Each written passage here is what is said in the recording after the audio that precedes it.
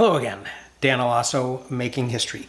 And I have another installment of primary sources for American history for you here. This time it is the discovery of America, so-called, in 1492, written by Christopher Columbus and abridged, the editor Hart says, by Las Casas, translated by H.L. Thomas in 1880. And maybe I should call attention to that. This volume, American History Told by Contemporaries, Volume 1, The Era of Colonization, actually came out in 1897, and it was edited by Albert Bushnell Hart. And a lot of the sources that he's using are very recent from his perspective. This one, as I said, translated by Thomas in 1880. And so the introduction to this says, the journal kept by Columbus, a Genoese navigator in the service of Spain, has disappeared. But the extant abridgment evidently contains many of the original phrases. The narrative is colored by a desire to make as much as possible of his own part in the expedition. And the primary source text begins on Wednesday, October 10th. He sailed west-southwest at the rate of 10 miles an hour, and occasionally 12, and at other times 7, running between day and night 59 leagues. He told the men only 44. Here the crew could stand it no longer. They complained of the long voyage, but the admiral encouraged them as best he could, giving them hopes of the profits they might have. And he added that it was useless to murmur because he had come to, or in quest of, the Indies, and was going to continue until he found them with God's help. And then Thursday, October 11th, he sailed to the west-southwest, had a high sea, higher than hitherto. They saw pardellas, and floating by the vessel a green rush. The men of the Pinta saw a reed and a stick, and got a small stick apparently cut or marked with an iron instrument, and a piece of cane, and some other grass which grows on the land, and a small board.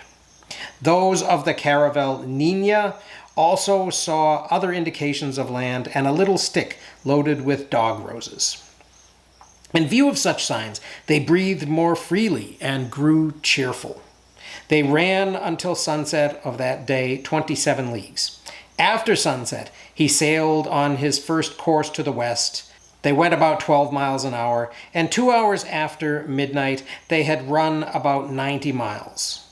That is 22.5 leagues.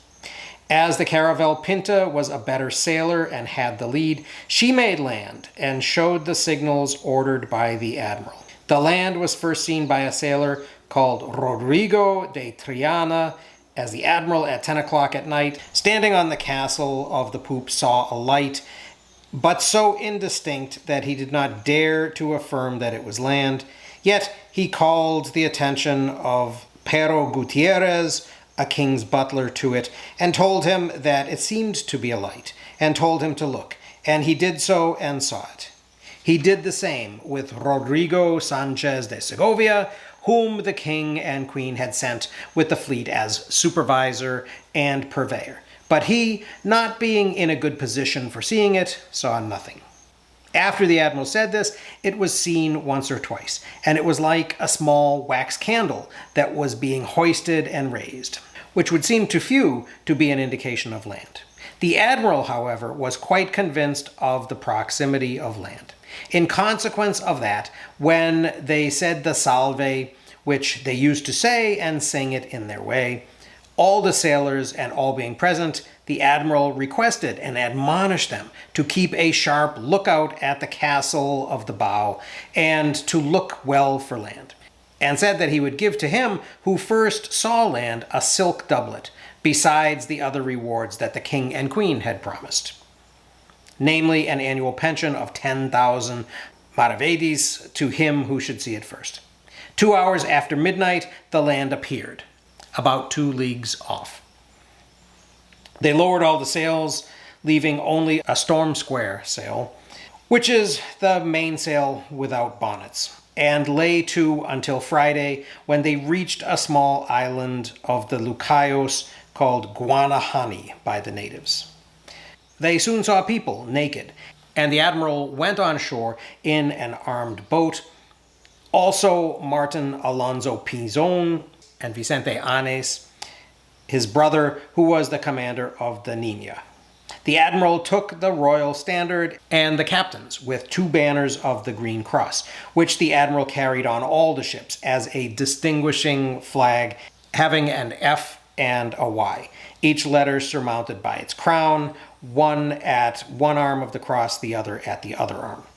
As soon as they landed, they saw trees of a brilliant green, abundance of water, and fruits of various kinds. The admiral called the 2 captains and the rest who had come on shore, and Rodrigo de Escobedo, the notary of all the fleet, and Rodrigo Sanchez de Segovia, and he called them as witnesses to certify that he, in the presence of them all, was taking, as he in fact took possession of said island for the king and queen his masters, making the declarations that were required, as they will be found more fully in the attestations then taken down in writing. Soon after, a crowd of natives congregated there. What follows are the admiral's own words in his book on the first voyage and discovery of these Indies. Quote, "In order to win the friendship and affection of that people, and because I was convinced that their conversion to our holy faith would be better promoted through love than through force, I presented some of them with red caps and some strings of glass beads, which they placed around their necks, and with other trifles of insignificant worth that delighted them, and by which we have got a wonderful hold on their affections. They afterwards came to the boats of the vessels swimming, bringing us parrots, cotton thread in balls, and spears, and many other things, which they bartered for others we gave them, as glass beads and little bells. Finally, they received everything and gave whatever they had with goodwill. But I thought them to be a very poor people. I saw but one very young girl, all the rest being young men, none of them being over 30 years of age, their forms being very well proportioned, their bodies graceful, and their features handsome. Their hair is as coarse as the hair of a horse's tail, and cut short.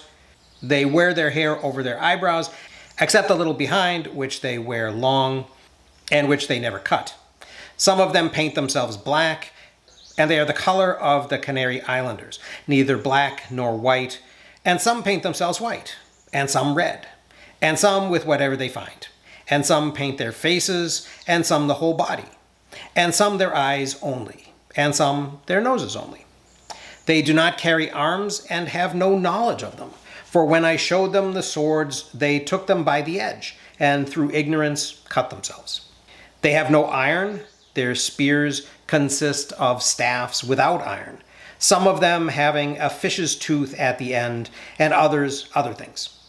As a body, they are of good size, good demeanor, and well formed. I saw some with scars on their bodies, and to my signs asking them what these meant, they answered in the same manner, that people from neighboring islands wanted to capture them, and they had defended themselves. And I did believe, and do believe, that they came from the mainland to take them prisoners.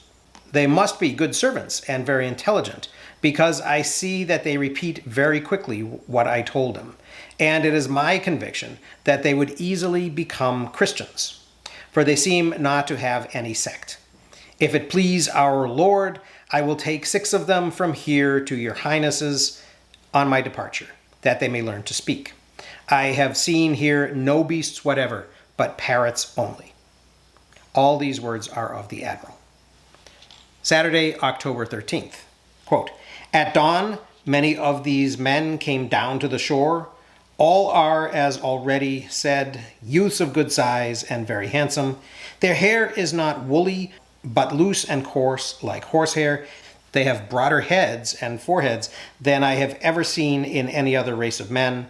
And the eyes, very beautiful, not small. None of them are black, but of the complexion of the inhabitants of the Canaries, as it is to be expected, for it is east and west, with the island of Hierro in the Canaries in the same line.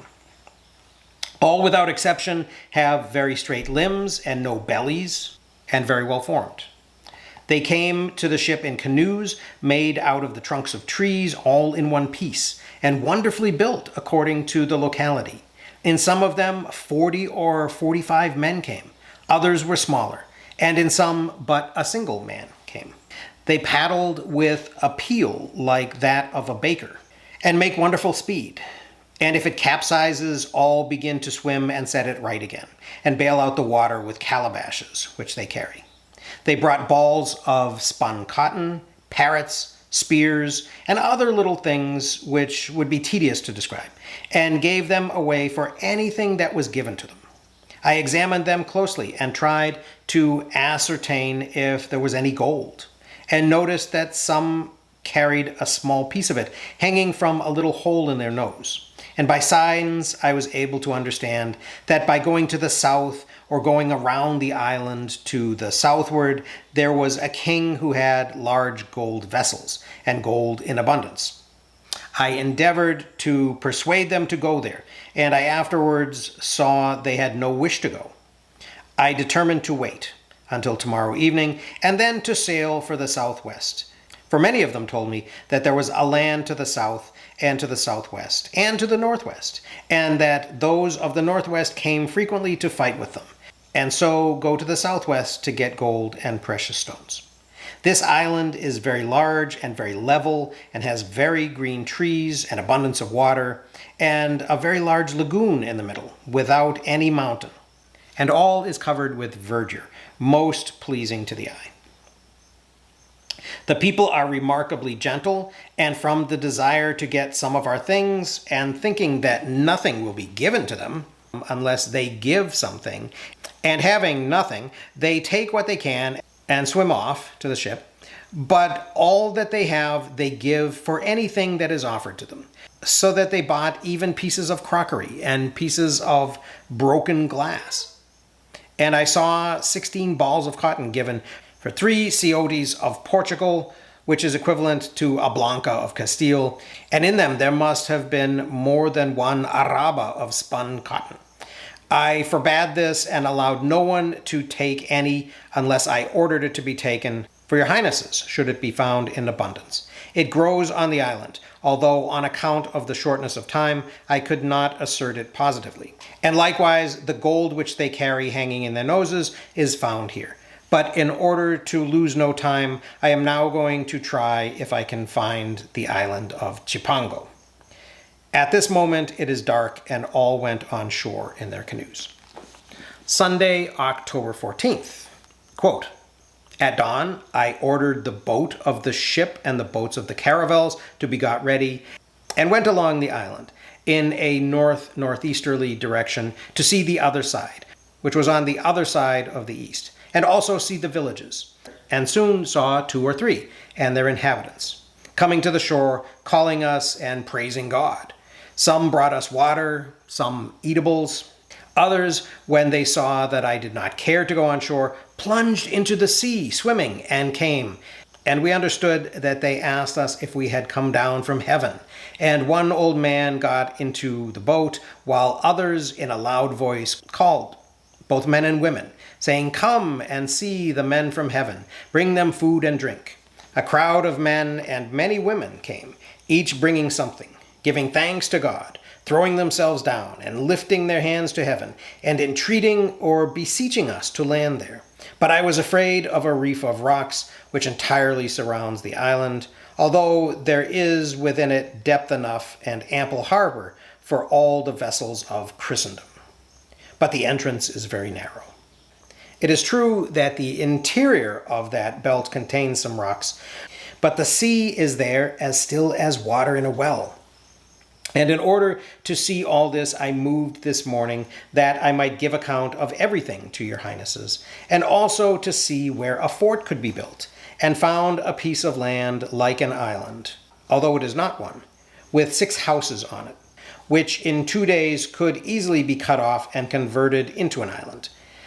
Such a work, however, is not necessary, in my opinion, because the people are totally unacquainted with arms, as your highnesses will see by observing the 7 which I have caused to be taken in order to carry them to Castile, to be taught our language, and to return them, unless your highnesses, when they shall send orders, may take them all to Castile, or to keep them in the same island as captives.